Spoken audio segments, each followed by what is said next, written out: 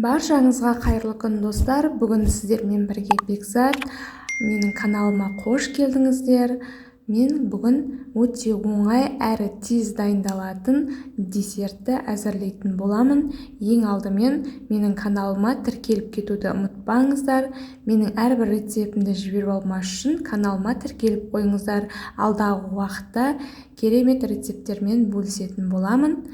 Ал енді біз ең алдымен осындай таза ыдысымызға печеньемізді салып, оны ұнтақтайтын боламыз.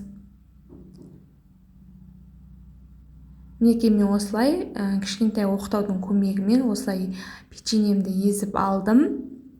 Енді осыларды мен қазір осындай 4 ыдысқа қасықтап салып шығамын. 4-еуіне бөліп, әдемілеп салып шығамын.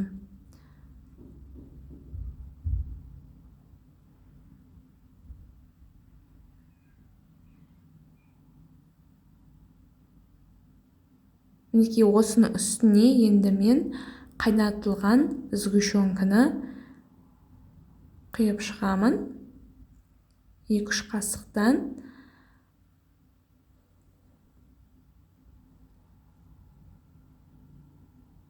Қандай заттар қосу керегін мен описание бөліміне қалдыратын боламын. Сол жерден қарасаңыздар болады.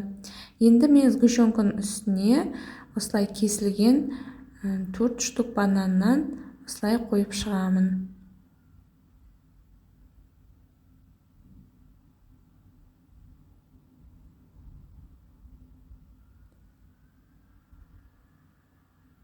Мінекей барлығына осылай қойдым.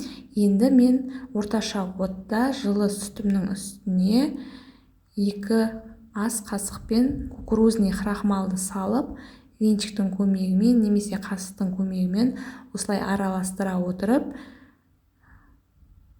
қою болғанша үстіне енді 1 қасық қантымды қостым. Осылайша қою болғанша мен араластырып отырамын. Жай отта, орташа отта осылай араластырасыздар. Сол кезде қою болған кезде ол крем сияқты болып, жаңағы десертіміздің үстіне құятын боламыз. Сондықтан жақсылап араластырып, осылай дайындаймыз. Мінекей дайын болды. Енді жаңағы сүтіміз бен кукурузный крахмалдан жасалған кремімізді үстіне қасықтап осылайша құйып шығамын.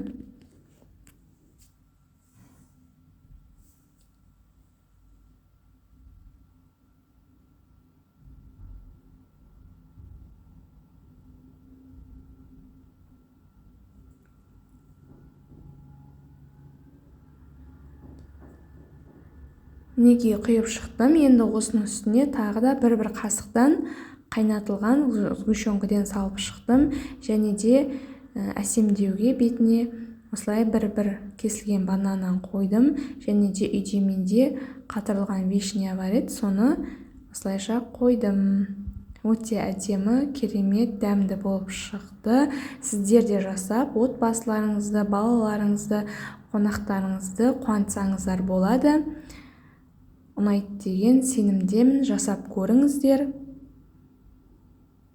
Менің рецептім ұнап жатса, комментарий, лайк басып қойыңыздар. Және де каналыма тіркеліп қойыңыздар.